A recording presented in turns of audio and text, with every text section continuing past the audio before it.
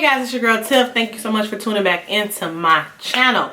If you are not subscribed, I'm gonna say this in every video until you subscribe. If you are not subscribed to my channel, go ahead, click that button below. It is free, it doesn't cost you anything. We definitely have fun over here, and I just know if you watching what you do, go ahead and hit that subscribe button, okay?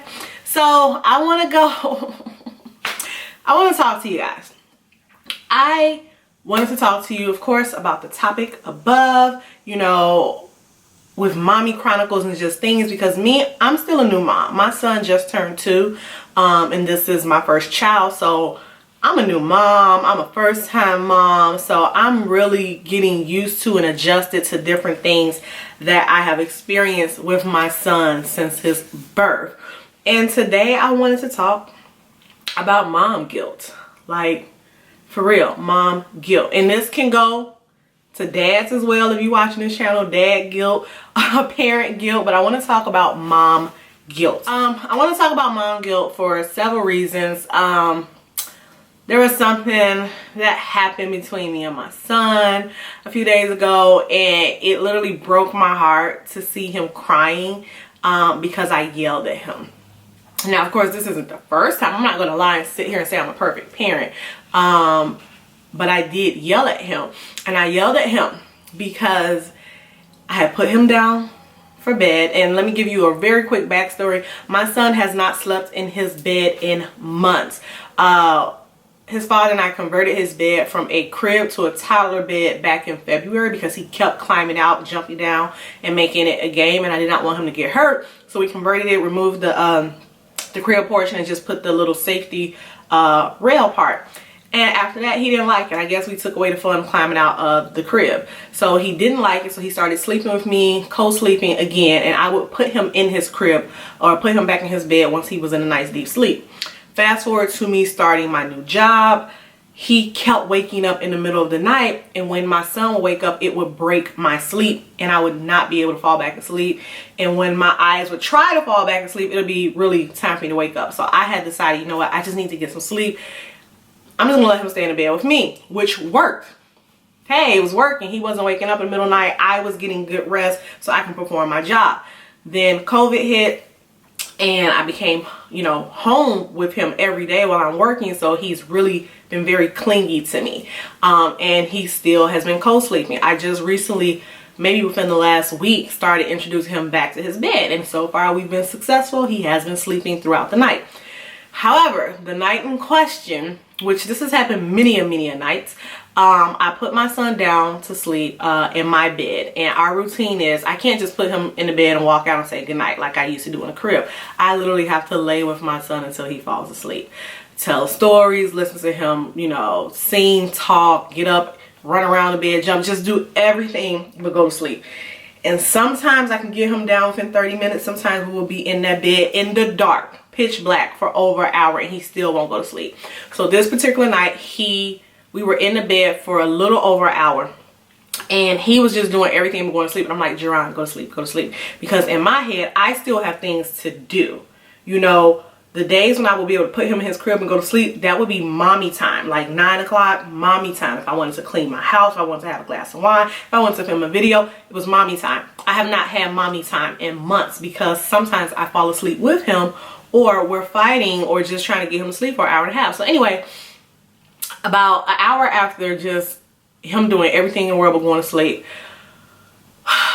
I just yelled at the top of my lungs, "Go to sleep!"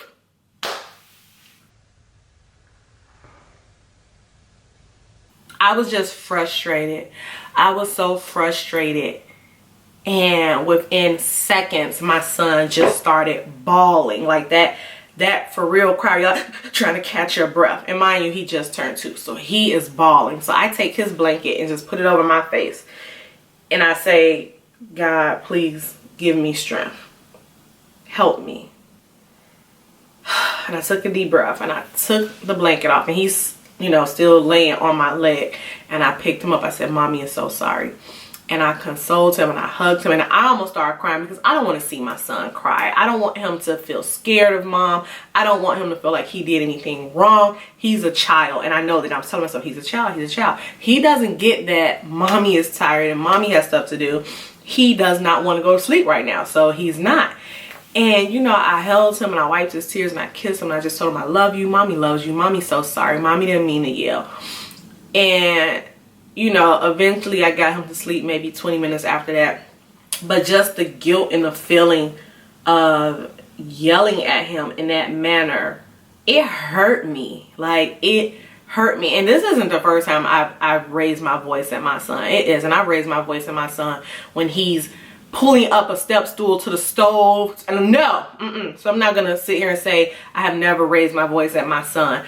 But in that manner, like raising my voice to tell him to stop from doing something that he can possibly hurt himself from doing, you know, versus me just being frustrated that he would not go to sleep. Like, I feel like I'm gonna cry. Like, it hurt me to see my son like that. And I just had the worst guilt ever. And I called a couple friends, a couple family members, like, oh my God, this is what happened. Have you ever yelled at your son? Have you ever yelled at your daughter at this age? I'm not talking about like now. They were like, girl, yeah. Girl, yes. You're human. You're a person. You know, you are dealing and learning how to be a parent. But of course, you still get frustrated. You get tired. So it made me feel better to know that, you know, and not that it's good. It made me feel better to know that, you know, family and friends have also been in my shoes. Because for me, I couldn't justify yelling at a 2-year-old. And it wasn't like I spanked him or I hit him. It was just like, go to sleep. But it was very loud, and I know it shook him up and it scared him. And I just want to say, for all of us parents, and I'm going to say this, you know, if you guys saw my video about envying YouTubers, I watch so many YouTubers who have kids and families, and they're always, it's just always, I couldn't quite hear you. Siri, don't do that. And it's always just peaches and freaking strawberries and just flowers. Everything is so good. Their kids always seem perfect. And I sometimes wonder, like, do they ever yell at their kids? Like, I'm not talking about spanking or whooping or hitting, but do you ever yell at your kids? Do you ever have to say, no, I said no, stop, go sit down. No, you're going to time out for a second. Like, have y'all done that? Because to me, I just see this perfect image on this, you know, few minutes of YouTube that you're giving us. And I feel like, damn, I'm horrible. And I literally felt horrible. I don't think you guys understand. I felt horrible. Like, I started crying. I just held my son even tighter. And then I even felt bad. I'm like, okay, he gets to sleep with me tonight because I just wanted him near me. And I just want to say, like, when I do videos about like mommyhood and stuff like that, I definitely love the conversations that take place in the comment section. Like, you guys have no idea how much you uplift me, and I know you uplift others who read the comments. So, you know, when I do these videos, I'm expressing what I'm going through and what I'm feeling, but I see so many of you also have, and some of you are going through it right now. So, you know, mom guilt is real in terms of, you know, raising our voice at our kids. I started having mom guilt when I would become so tired that I wasn't reading to him every night. And I had this whole idea plan in my head. My baby we're gonna read a story every single night. We're gonna do this. And when that routine stopped, I started to feel like I wasn't a good mom. I didn't feel like I was a horrible mom. I just felt like the expectations that I had set for myself in regards to motherhood, I wasn't living up to them. You know, I love my son unconditionally. My son gets whatever he wants. My son is loved on. He is spoken to highly. I read to him. I play with him. I do all the mom activities and parent activities with my son.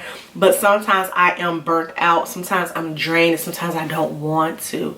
And then I feel bad because I'm like, well, he didn't ask to be here. But I have to tell myself I can't have that guilt, because at the end of the day, I am still a parent. I am still a human being that also have needs, that also have wants, that also have desires, that also needs time. Time for my mental state, time for my emotional state, time for my health and my spirit. And I am still, and I don't even want to say I had to learn, I'm still learning that it's okay to, you know, not feel your best and not feel like you're doing the best job that you can, because I know 9 times out of 10 we're all doing the best job. I know 10 out of 10 we're all doing the best job that we can. As long as our kids are provided for, love, know that they have loving parents, know that we will do whatever we can for them and make sure that they are learning, that they're educated, that they're fed, that they're clothed, you know, then I know we're doing a good job. So those moments of having to raise my voice or tell him stop or put him, you know, to sit in the timeout chair for a minute because he's not listening, or even the guilt of, oh, I haven't read to him all week. You know, I think it's our expectations that we set on ourselves that we have to work on. So if any of you guys, any of you ladies have gone through this whole mom guilt and you have any words of encouragement for your girl, you know I'm going to tell you leave it below, because I sometimes reread a lot of the comments that you guys say. Or if you're going through this and you need an outlet, hey, let me know. But I just want to say mom guilt is real, but how we handle it is based on knowing that we're going to have these issues probably for the rest of our life with our kids. We're going to, you know, go through things with our kids, and don't beat yourself up on it. And always know that it's your expectations that you place on yourself. And I think sometimes we place the expectation, we set the bar so high because we want to be that best parent, the perfect parent. There's no such thing. It's all about love. It's all about providing for. It's all about being there. And as long as you're doing that, you're meeting your expectations. So that's all I wanted to say. That's all I wanted to come on here and get off my chest. I hope you guys definitely enjoyed this video. And if you want to see more Mommy Chronicles from me, then you already know what to do. Like and subscribe. And as always, I will see you all in the next video.